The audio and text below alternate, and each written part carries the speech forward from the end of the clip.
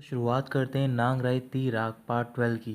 Native forest में पहुंच जाता है बट उसे वहां पर पिम नहीं मिलती और वो वहां से चला जाता है।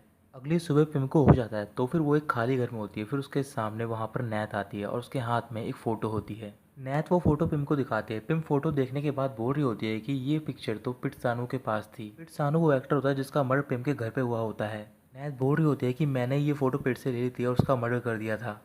अगर तुम नैम का केस रीओपन नहीं करती तो फिर किसी को भी मरने की जरूरत नहीं पड़ती। पिम नैथ से पूछ रही होती है क्या तुमने नैम का भी मर्डर किया है। तो फिर नैथ हंसने लग जाती है और वो एक साइको की तरह एक्ट कर रही होती है। नैथ बोल रही होती है कि नैम एक डर्टी वूमन थी और वो मेरे भाई पीपट को डिजर्व नहीं करती थी। जिस जगह पर नैथ ने पिम को किडनैप कर रखा होता है कुछ ही देर बाद वहाँ पर नैटी पहुँच जाता है अपनी फोर्स को लेकर। फिर नैथ से बोल रही होती है मुझे नहीं पता था कि तुम ऐसी पर्सन हो और तुम इतनी हद तक गिर जाओगी। तो फिर नैथ बोल रही होती है कि मैं कुछ भी कर सकती हूँ तुम जैसे पर्सन को रास्ते से हटाने के लिए, और सबसे ज़्यादा नफरत मैं तुमसे करती हूँ क्योंकि ज़्यादातर लोग तुम्हें ही प्यार करते हैं। अगर तुम यहाँ पर नहीं होती तो फिर शायद नैट ही मुझसे प्यार करने लग जाता। उसके बाद नैथ एक मेडिसिन निकालती है और पिम को ज़बरदस्ती खिला रही होती है बट पिम उसे धक्का देती है और वहाँ से बाहर भाग जाती है। नैथ एक नाइफ लेती है और पिम का पीछा कर रही होती है जब तक नैट उस घर में पहुँच जाता है बट वहाँ पर कोई भी नहीं होता। फिर वो सारे ऑफिसर बाहर जाते हैं और वहाँ पर पिम को ढूंढ रहे होते हैं। काफ़ी देर तक पीछा करने के बाद नैथ पिम को पकड़ लेती है और वो उसे मारने जा रही होती है बट तभी वहाँ पर नैटी पहुँच जाता है और वो उससे बोल रहा होता है कि तुम अपनी नाइफ को फेंक दो। नैथ मना कर रही होती है और बोल रही होती है कि मैंने कुछ भी नहीं किया। तभी नैट उसके पास जाता है और नाइफ छीनने की कोशिश कर रहा होता है बट उसी बीच किसी तरीके से नैथ वहाँ से भागने में कामयाब हो जाती है। तो फिर नैट उसके पीछे जाता है और नैथ एक रिवर के पास खड़ी होती है। फिर वो नैटी से बोल रही होती है कि तुम मेरे पास मत आना। नैटी बोल रहा होता है कि तुम्हें सरेंडर कर देना चाहिए बट नैथ मना कर रही होती है और वो बोल रही होती है कि तुम मुझसे हमेशा झूठ बोलते हो और तुम सिर्फ पिम को ही प्यार करते हो। मैं सिर्फ एक ही सवाल पूछना चाहती हूँ कि तुम मुझसे प्यार क्यों नहीं कर सकते हो। नैटी कुछ भी नहीं बोल रहा होता और वो उसके और करीब जा रहा होता है। तभी नैथ रिवर में गिर जाती है। नैटी उसका हाथ मांग रहा होता है ताकि वो उसे ऊपर खींच सके बट तभी वहाँ पर नैम की आत्मा आती है और वो नैथ को रिवर के नीचे खींच रही होती है। फिर नैथ को याद आ रहा होता है कि उसने कैसे नैम को मारा होता है। नैटी भी रिवर में कूदता है और वो नैथ को बचा लेता है। फिर इसके बाद नैथ और पिम को हॉस्पिटल में एडमिट करवाया जाता है। पिम को काफ़ी चोट आई होती है इस वजह से डॉक्टर उसकी सर्जरी कर रहे होते हैं। तभी कुछ ही देर बाद हॉस्पिटल में डनाई पहुंच जाता है और वो पिम के बारे में पूछ रहा होता है सबसे। कुछ घंटे बीतने के बाद ऑपरेशन थिएटर से डॉक्टर बाहर निकलते हैं और वो सबको बता रहे होते हैं कि पिम की सर्जरी सक्सेसफुल हो गई और वो बिल्कुल ठीक है। बट नैथ के बारे में कहना मुश्किल है क्योंकि हमें उसके ब्रेन में कुछ इन्फेक्शन मिला है। एक दिन पिम को हो जाता है उसके सामने चार्ली और उसकी मेड खड़ी होती है। पिम अपने चारों ओर देख रही होती है। फिर चार्ली पूछ रहा होता है क्या तुम नैटी को ढूंढ रही हो। पिम मना करती है और बोल रही होती है कि मैं इतनी इंपॉर्टेंट नहीं हूँ कि वो मुझसे यहाँ पर मिलने के लिए आएगा। चार्ली मुस्कुरा रहा होता है और बोल रहा होता है कि ऐसा कैसे हो सकता है। नैटी तुम्हारे साथ यहाँ पर था और पूरी रात उसने तुम्हारी केयर टेक करी है और वो कुछ ही देर पहले अपने काम के लिए यहाँ से चला गया है। ये सुनकर पिम बहुत ज़्यादा खुश हो रही होती है। फिर वो उनसे नैथ के बारे में पूछ रही होती है तो फिर चार्ली कुछ भी नहीं बोलता है। पुलिस स्टेशन में मीटिंग चल रही होती है तो फिर वहाँ पर नैटी सबको नैथ की कंडीशन के बारे में बता रहा होता है। फिर टाइगर कमिश्नर से बोल रहा होता है कि हमें एविडेंस मिल गए हैं कि नैथ ने नैम को मारा और साथ ही में उसने विलाई पे भी हमला किया है बट हमें इस चीज़ का कोई भी एविडेंस नहीं मिला कि उसने किसी गनमैन को हायर किया ताकि वो पिम को हर्ट कर सके। फिर कमिश्नर बोल रहे होते हैं कि इसका मतलब ये है कि एक और पर्सन है जो कि पिम को हर्ट करना चाहता है और इसी वजह से पिम अभी भी सेफ नहीं है। इसी कारण मैं पिम की सेफ्टी के लिए एक ऑफिसर भेज रहा हूँ और जो नैटी है वो अब से ड्रग केस का इंचार्ज है। नैटी कमिश्नर से रिक्वेस्ट कर रहा होता है क्या मैं पिम का केस खत्म करने के बाद जा सकता हूँ। तो फिर कमिश्नर मना करते हुए बोल रहे होते हैं कि तुम्हें उसी केस पर ध्यान देना चाहिए और वैसे भी अब कुछ भी कॉम्प्लेक्स नहीं बचा है पिम के केस में।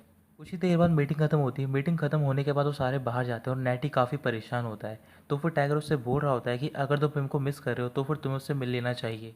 नैटी बोल रहा होता है कि मैं आने वाले केस के बारे में सोच रहा हूँ, ऐसा कुछ भी नहीं जैसा तुम सोच रहे हो। फिर टाइगर बोल रहा होता है कि तुम्हें पिम से मिल लेना चाहिए क्योंकि वैसी वूमन तुम्हें नहीं मिलेगी। कुछ देर बाद जिस रूम में पिम एडमिट होती है तो फिर उसके डोर पर नॉक होती है और वो खुश होने लग जाती है क्योंकि उसे लग रहा होता है कि वहाँ पर नैटी उससे मिलने के लिए आया है। जैसे ही डोर ओपन होता है वो देखती है कि वहाँ पर डनाई होता है और वो उसे देखकर उदास हो जाती है। डनाई वहाँ पर एक व्हील चेयर लेकर आता है और पिम को बैठाकर अपने साथ बाहर लेकर जाता है। डनाई पिम से रिक्वेस्ट कर रहा होता है कि प्लीज़ तुम मुझे अपनी केयर टेक करने दो बट पिम मना कर रही होती है। इधर हॉस्पिटल में डनाई की वाइफ पहुंच जाती है पिम से मिलने के लिए और वो काफ़ी गुस्से में होती है। पिम डनाई से बोल रही होती है कि अगर तुम्हें इसके अलावा कुछ भी बोलना है तो फिर तुम बोल सकते हो। फिर डनाई से बोल रहा होता है कि मैंने तुम्हें उस दिन अधूरी कहानी सुनाई थी, आज मैं तुम्हें पूरी कहानी सुनाना चाहता हूँ। जिस लड़की से मैं प्यार करता था उसका नाम था पाका और मैंने कई सारे इन्वेस्टिगेटर भेजे उसे ढूंढने के लिए और वो उसे ढूंढने में कामयाब हो गए। पाका एक ऑर्फनेज में रहती थी और वो प्रेग्नेंट थी पर जैसे ही उसने अपनी लड़की को जन्म दिया उसके बाद उसकी मौत हो गई। इसके बाद ऑर्फनेज के डायरेक्टर ने उस लड़की की केयर टेक करी। कुछ साल बीतने के बाद जब वो लड़की बड़ी हो गई तो फिर मैंने अपनी एक सिस्टर को वहाँ पर भेजा ताकि वो उस लड़की को अडॉप्ट कर सकें और वो लड़की और कोई नहीं बल्कि तुम हो। तुम मेरी बेटी हो। करीबन 25 सालों से मैं गिल्टी फील कर रहा हूँ क्योंकि मैं तुम्हारी और तुम्हारी मॉम की केयर टेक नहीं कर पाया ढंग से। काफ़ी गुस्से में होती है और बोल रही होती है कि तुम मेरे फादर नहीं हो, अब तुम गिल्टी फील कर रहे हो, इस वजह से तुम मेरे पास आए हो। तभी वहाँ पर डनाई की वाइफ पहुँच जाती है। नेटी हॉस्पिटल पहुँच गया होता है तो फिर वो चार्ली के पास जाकर पूछ रहा होता है कि पिम कहाँ पर है, और वो उसे बता रहा होता है कि डनाई अभी पिम को बाहर लेकर गया है वॉक के लिए।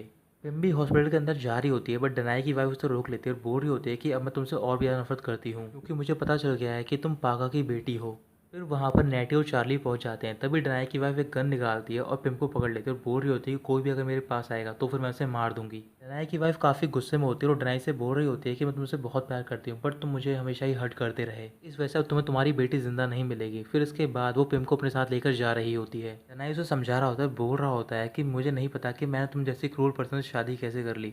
तो फिर उसकी वाइफ बोल रही होती है कि तुमने शादी इस वजह से करी क्योंकि तुम्हें पर्सनल गेन हो रहा था। अगर मुझे पता होता कि पिम तुम्हारी बेटी है तो फिर मैं किसी भी गनमैन को हायर नहीं करती इसे हर्ट करने के लिए, बल्कि मैं इसे मार ही देती। तभी अचानक से नेटी डनाई की वाइफ के पास जाता है और वो पिम को छुड़ा लेता है। गन अभी भी डनाई की वाइफ के हाथ में होती है और वो पिम की तरफ पॉइंट कर रही होती है। फिर उनके सामने डनाई आता है और बोल रहा होता है कि अगर तुम्हें शूट करना है तो फिर तुम मुझे शूट कर सकती हो, लेकिन डनाई की वाइफ शूट नहीं कर पाती और वो रोने लग जाती है। नेटी उससे गन लेता है और उसे अरेस्ट कर लेता है। अगले दिन पिम ऑर्फनेज में जाती है और वहाँ पर डनाई के बारे में पूछ रही होती हैं। ऑर्फनेज की डायरेक्टर पिम को बता रही होती है कि डनाई तुम्हारे फादर है, भले ही वो तुम्हारे अच्छे फादर नहीं है बट वो फिर भी तुम्हारे फादर है, तो फिर तुम्हें अपने बैकग्राउंड से एस्केप करने की कोई ज़रूरत नहीं है। कुछ देर बात करने के बाद पिम वहाँ से जा रही होती है। फिर वहाँ पर नेटी पहुँच जाता है और वो पिम को ड्रॉप करने के लिए घर जा रहा होता है। वो दोनों कार में एक दूसरे से बात नहीं कर रहे होते और कुछ ही देर बाद पिम घर पे पहुँच जाती है। घर पहुँचते ही नेटी पिम से बोल रहा होता है कि तुम मुझे माफ़ कर दो क्योंकि तुम मेरी वजह से डेंजर में पड़ी। पिम बोल रही होती है तुम्हें माफ़ी मांगने की कोई ज़रूरत नहीं है, और वैसे भी तुमने अपनी ड्यूटी बहुत ही अच्छी तरीके से निभाई है, इसके लिए मैं तुम्हें थैंक यू कहना चाहती हूँ।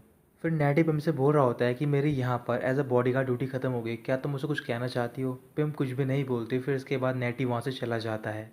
नेटी के जाने के बाद ही पिम रोना स्टार्ट कर देती है। फिर रात को अपने रूम में होती है और वो बार बार कॉल लॉग में नेटी का नंबर देख रही होती है, बट वो उसे जानबूझकर कॉल नहीं कर रही होती। कुछ हफ्ते बीतने के बाद पिम पुलिस स्टेशन जाती है तो फिर वहाँ पर टाइगर उसे बता रहा होता है कि जो नेटी वो वेकेशन पे गया है, क्या तुम्हें उससे कुछ काम था। तो फिर पिम मना करती है और बोल रही होती है कि मैं सिर्फ यहीं से गुजर रही थी, तो फिर मैंने सोचा कि तुमसे मिलती चलूँ। इसके बाद पिम घर पे पहुँच जाती है और वहाँ पर वो चार्ली को सारी बातें बता रही होती है। चार्ली पिम से बोल रहा होता है कि अगर तुम किसी को मिस कर रही हो तो फिर तुम्हें उसके पास चले जाना चाहिए। पिम बोल रही होती है कि नेटी अपना फ़ोन घर पे छोड़ गया और वो कुछ टाइम के लिए अकेला रहना चाहता है। तभी अचानक से पिम को नेटी के फादर के फार्म हाउस के बारे में याद आता है। उस दिन पिम वहाँ पर पहुँच जाती है तो फिर नेटी पूछ रहा होता है कि तुम यहाँ पर क्या कर रही हो। पिम उसे बता रही होती है कि मैं सिंपल लाइफ को एक्सपीरियंस करना चाहती हूँ। नेटी गुस्से में बोल रहा होता है कि तुम यहाँ से चली जाओ, तुम्हारा यहाँ पर कोई भी काम नहीं है क्योंकि ये वर्ल्ड तुम्हारा नहीं है, और ये कहकर वो वहाँ से चला जाता है। उसके जाने के बाद पिम वहाँ पर काम करना स्टार्ट कर देती है, जैसे कि वो घर की सफाई कर रही होती है और वहाँ पर पानी भर रही होती है। फिर इसके बाद वो आग जलाने जा रही होती है, बट वो ढंग से आग नहीं जला पाती है और उसकी वजह से उसका फेस काला हो जाता है। नेटी धुएं को देखकर वहाँ पर पहुँचता है। फिर वो पिम के फेस की ओर देखकर हंसने लग जाता है। पिम नेटी के पास जाती है, उसके फेस पर अपना हाथ रख देती है, इस वजह से नेटी का फेस भी काला हो जाता है। नेटी मुस्कुराने जाता है, फिर वो पिम को पकड़ता है, उसके करीब जाकर अपने फेस को उसके फेस पर टच कर रहा होता है। अब नेटी पिम पर गुस्सा नहीं होता है। फिर कुछ दिन बीतने के बाद वो पीपट से मिलने के लिए जाते हैं क्योंकि पीपट का हॉस्पिटल में ट्रीटमेंट हो रहा होता है। पीपट से मिलने के बाद वो नैत से मिलने के लिए जाते हैं, बट नैत को भी होश नहीं आया होता। नेटी पिम से बोल रहा होता है कि नैत अब एक मेंटल पेशेंट हो गई है, इसी वजह से उसने ये सारी चीज़ें की थी। पिम नैत से बोल रही होती है कि लेकिन नैत तुमसे बहुत ज़्यादा प्यार करती थी और तुम्हारी वजह से वो अक्सर खुश रहा करती थी। फिर नेटी के पास किसी को कॉल आता है और वो बात करने के लिए बाहर चला जाता है। पिम नैत के पास जाते उससे बोल रही होती है कि भले तुमने कुछ भी किया हो बट तुम मेरी बेस्ट फ्रेंड हो। तभी अचानक से नैत उठ जाती है और वो पिम का गला दबाने लग जाती है। पिम अपने आप को छुड़ाकर वहाँ से भागने की कोशिश कर रही होती है। तभी नैत एक सिजर लेती है और वो उसे मारने जा रही होती है, बट वहाँ पर डनाई पहुँच जाता है और वो सिजर डनाई को लग जाती है। डनाई के बेहोश होने के बाद वहाँ पर नेटी पहुँच जाता है। फिर वो नैत से सिजर लेने की कोशिश कर रहे होते हैं।